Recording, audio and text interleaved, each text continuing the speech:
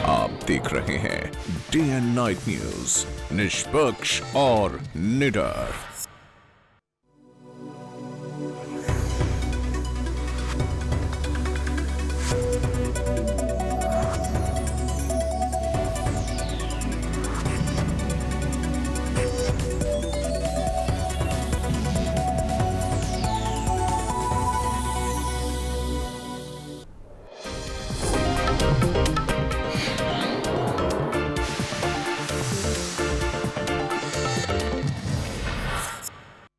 नमस्कार, मैं हूं रूपक शर्मा और आप देख रहे हैं day and night news. Solan की शायरी में एक खड्ड से 8 साल की बच्ची का शव बरामद हुआ है। जी हां, और नग्न अवस्था में ये शव मिला है। तीसरी कक्षा में पढ़ती थी मृतका, पिछले एक दिन से लापता थी बच्ची। हत्या के आरोप में पुलिस ने 14 साल के लड़के को गिरफ्तार किया है। तो बड़ी खबर सोलन के शायरी से आ रही है, जहां पर 8 साल की बच्ची का शव मिला है। नग्न अवस्था में ये शव मिला है और एक खड्ड से ये शव बरामद किया गया है। पुलिस ने इस मामले में एक 14 साल के बच्चे को पकड़ा है। सोलन की शायरी में एक खड्ड से 8 साल की बच्ची का शव बरामद हुआ है। नग्न अवस्था में बच्ची का शव मिला है। बच्ची तीसरी कक्षा में पढ़ती थी और वो पिछले एक दिन से लापता थी। हत्या के आरोप में 14 साल के लड़के को पुलिस ने गिरफ्तार किया है।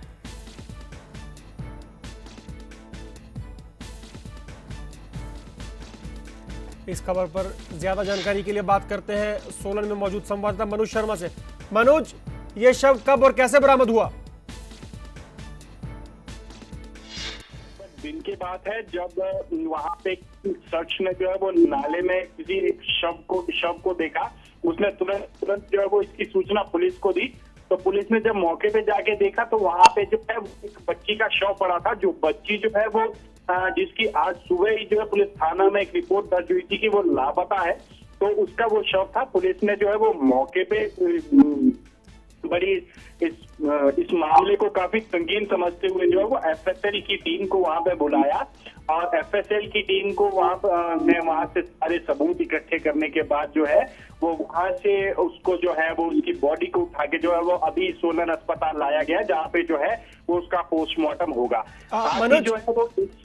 मनोज, बताया जा रहा है कि 14 साल का लड़का गिरफ्तार हुआ है हत्या के आरोप में। जी रूपक, ये जो इन्होंने 14 साल का जो लड़का इन्होंने पुलिस ने गिरफ्तार किया है, इसने ये कबूल कर दिया है कि हाँ, इस लड़की को मैंने ही घर से उठाया था और इस लड़की का जो है वो खून मैंने ही किया है। जी, इस लड़के की शिनाख्त हो पाई है? क्या ये इस परिवार का इस लड़की का जानकार था? जी, ये परिवार का ये आपस में ही काफी गहन इनके संबंध है। आप एक परिवार के ही लोग हैं ये, लेकिन अभी तक जो है वो पूरी बात का पता नहीं चल पा रहा है और अभी मामले की जांच चल रही है, तभी पता लग पाएगा। अभी पोस्टमार्टम के बाद ही इसका पूरा खुलासा हो पाएगा। जी, पुलिस इस मामले को रेप से जोड़कर देख रही है क्या? जी रूपक, अभी हमारी पुलिस से बात हुई तो पुलिस ने इस मामले में कहने से कुछ भी इनकार कर दिया। पुलिस का ये कहना है कि जब तक इसका पोस्टमार्टम और मेडिकल नहीं होता तब तक वो इस बारे में कुछ भी नहीं कहेंगे। जी, बहुत बहुत शुक्रिया मनोज इस तमाम जानकारी के लिए। सोलन की शायरी में एक खड्ड से 8 साल की बच्ची का शव बरामद हुआ है। नग्न अवस्था में पुलिस ने शव बरामद किया है। मृतका तीसरी कक्षा में पढ़ती थी और एक दिन से लापता थी। हत्या के आरोप में पुलिस ने 14 साल के लड़के को भी गिरफ्तार किया है और पुलिस के मुताबिक इस लड़के ने अपना गुनाह कबूल कर लिया है।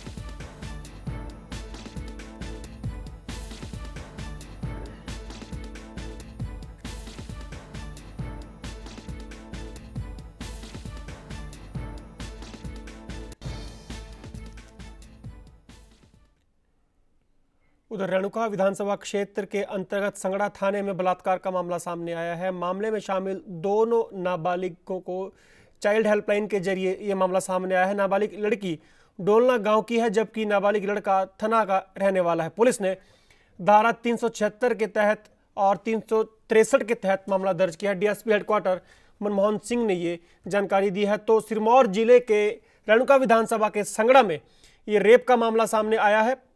यहाँ पर चाइल्ड हेल्पलाइन के जरिए मामला सामने आया। इस सिलसिले में 2 नाबालिग चाइल्ड हेल्पलाइन के जरिए मामला सामने आया। नाबालिग लड़की डोलना गांव की है, जबकि नाबालिग लड़का थना क्षेत्र का रहने वाला है। पुलिस ने धारा 376 के तहत और धारा 363 के तहत मामला दर्ज किया है। तो संगड़ा में ये रेप का मामला सामने आया है।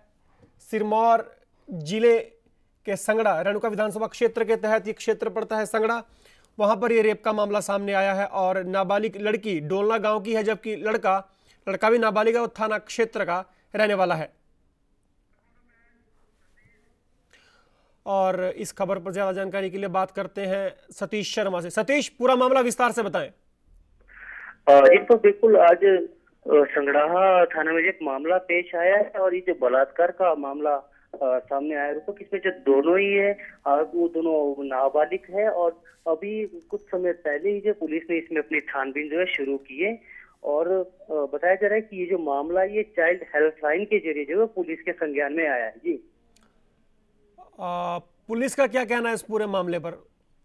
जी, पुलिस ने जो है धारा 376 और 363 के तहत मामला दर्ज कर लिया है। और पुलिस ने जो है वो जो आरोपी जो लड़का है उसकी जो है वो तलाश शुरू कर दी है। और पुलिस उम्मीद जता रही है कि कल जो है उसकी गिरफ्तारी हो जाएगी। सतीश, ये जो रेप का मामला है, इसमें जो पीड़ित है और जो आरोपी है, क्या वो दोनों जानकार थे? देखिए, इस तरह की भी कोई जानकारी रूपक नहीं मिल पाई है। और पुलिस की छानबीन के बाद जो ये पता लग पाएगा कि क्या एक दूसरे से ये लोग जो है वो परिचित थे या नहीं। बहुत बहुत शुक्रिया इस तमाम जानकारी की। तो रेणुका विधानसभा क्षेत्र के अंतर्गत संगड़ा थाने में रेप का मामला सामने आया है। नाबालिग लड़की डोलना गांव की रहने वाली, जबकि नाबालिग लड़का थना का रहने वाला। पुलिस ने धारा 376 और 363 के तहत केस दर्ज कर लिया है।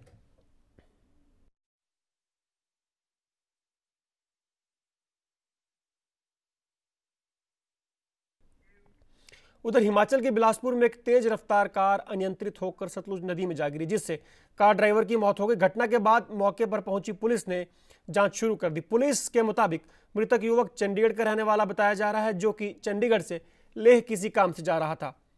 बिलासपुर पहुंचने पर उसकी कार का संतुलन खो गया और वो कार समेत सतलुज नदी में जा गिरा, जिससे उसकी मौत हो गई।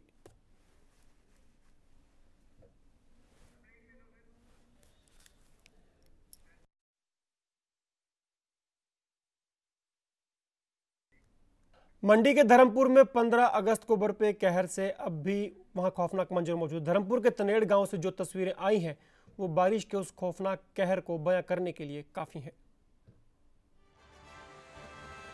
कदम दर कदम तबाही की ये तस्वीर है मंडी के धर्मपुर की।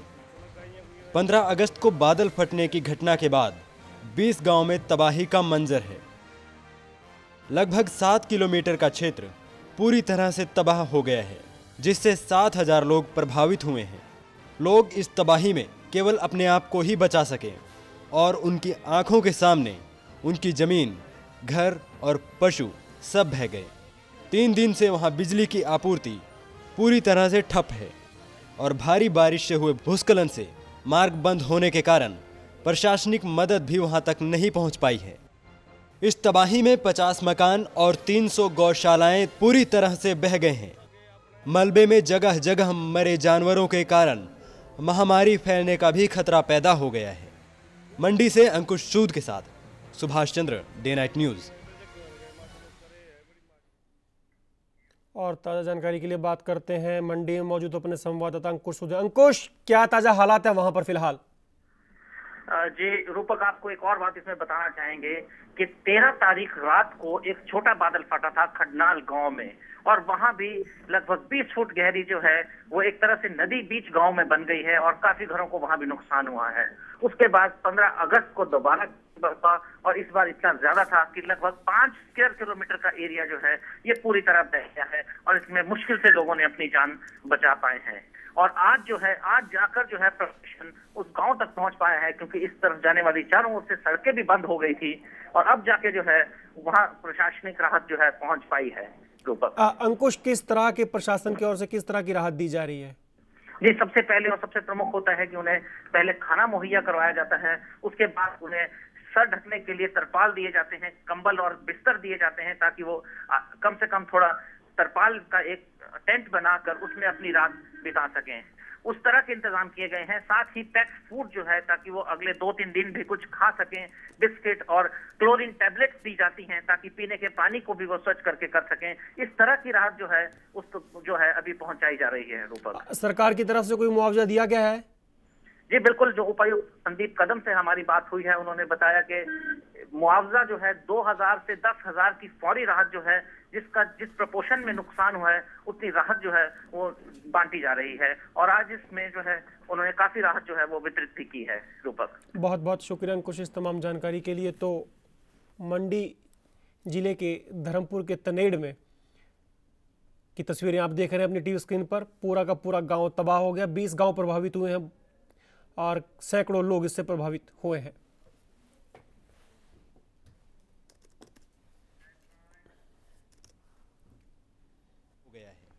मंडी से अंकुश। उधर हमीरपुर जिले में भी मूसलाधार बारिश लोगों के लिए मुसीबत का सबब बनी हुई है। अब तक प्रदेश भर में हुई बारिश में अगर किसी जिले को सबसे ज्यादा नुकसान हुआ है तो वो है हमीरपुर। हमीरपुर में अब तक नुकसान का जो मोटा मोटा अनुमान लगा पाया है वो करोड़ों में है। नुकसान का सही आकलन करने के लिए राज्य आपदा प्रबंधन ने प्रभावित इलाकों का दौरा किया है। हमीरपुर जिला भर में बारिश से हुए नुकसान से कोई भी सड़क मार्ग अछूता नहीं रहा है और जिले की तकरीबन 90% सड़क मार्ग के साथ साथ नेशनल हाईवे को भी काफ़ी नुकसान पहुंचा है।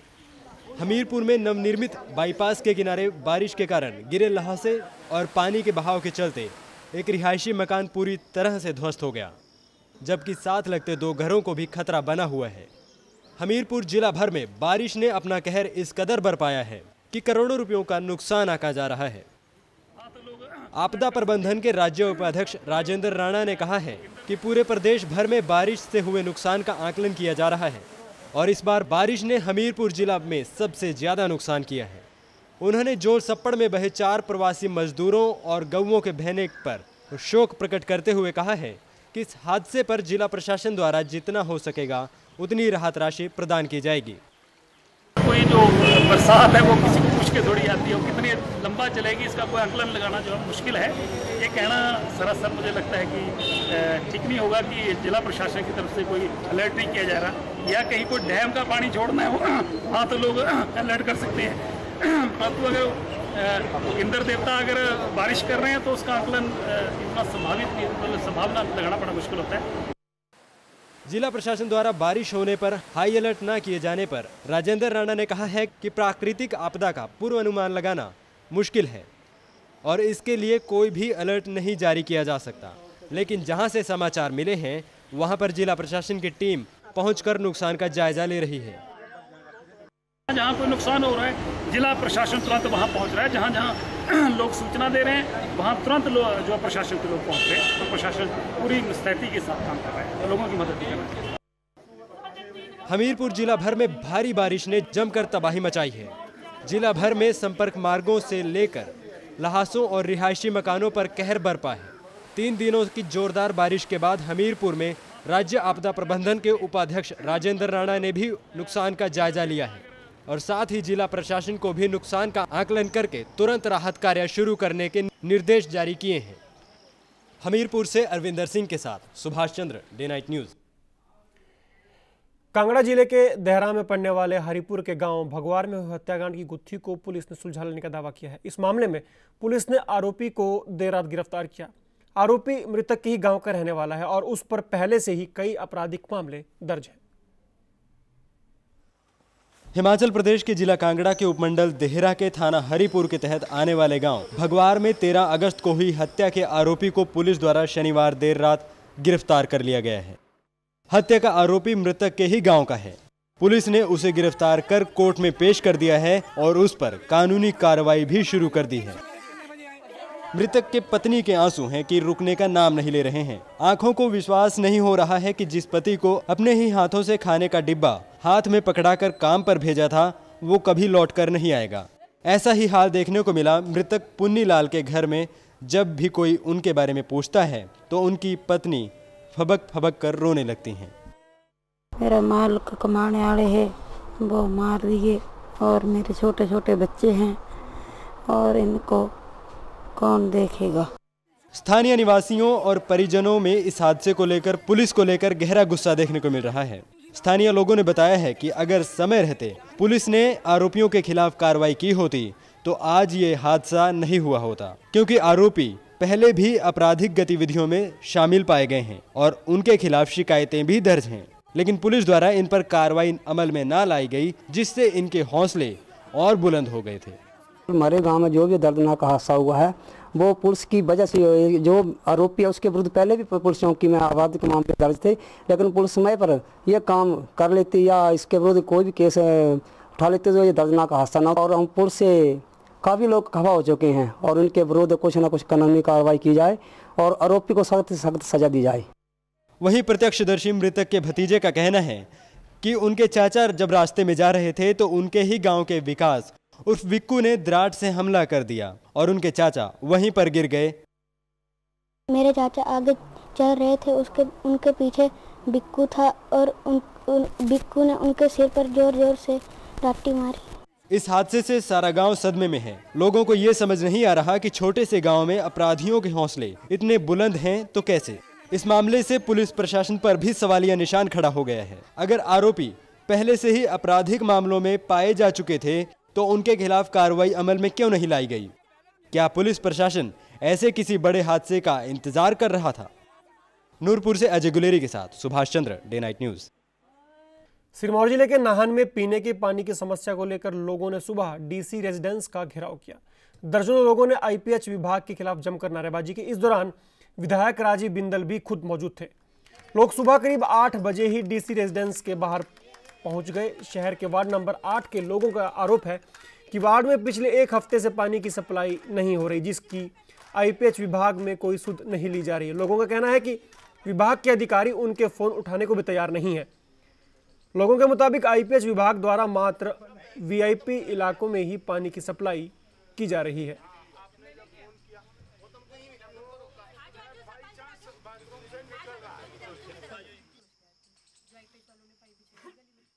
इस शहर में अजीब सी हलचल है।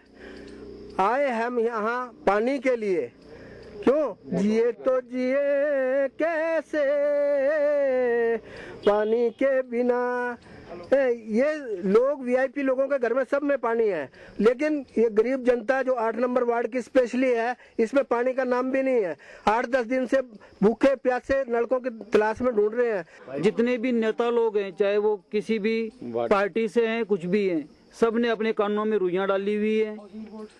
कोई किसी के लिए कुछ करने को तैयार नहीं है। सिर्फ वोट लेने के लिए हमारे पास जो है वो लोग आते हैं। किसी के घर 5 दिन से, किसी के घर 6 दिन से पानी नहीं आया। मैंने सुबह से आईपीएच डिपार्टमेंट के एक्शन को भी फोन करा, प्रदीप जी को भी फोन करा, परंतु हमारी कहीं सुनवाई नहीं है। आखिर हम थक हार कर डीसी साहब के पास आए, पर हमारी लगता है यहाँ भी सुनवाई नहीं है। आखिर हमें बताएं कि हम जाएं तो जाएं कहाँ। तो इस बुलेटिन में फिलहाल इतना ही। दीजिए इजाजत। नमस्कार। खबरों की दुनिया में आइए, हमारे साथ कहीं भी और कभी भी जुड़िए। हम मिलेंगे फेसबुक पर, हम दिखेंगे यूट्यूब पर, हमें फॉलो कीजिए ट्विटर पर। खबरों के साथ बने रहिए रात दिन।